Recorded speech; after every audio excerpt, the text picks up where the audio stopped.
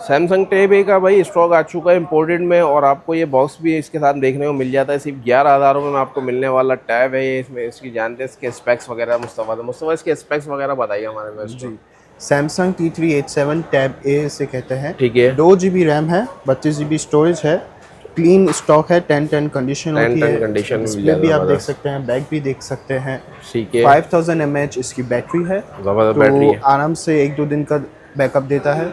ठीक है। बाकी इसका कैमरा भी मैं आपको चेक करा देता हूँ। कैमरा भी मिल जाता है इसमें ज़बरदस्त। जी, सैमसंग का कैमरा भी बड़ा ज़बरदस्त होता है। ऐसा ही है। ओके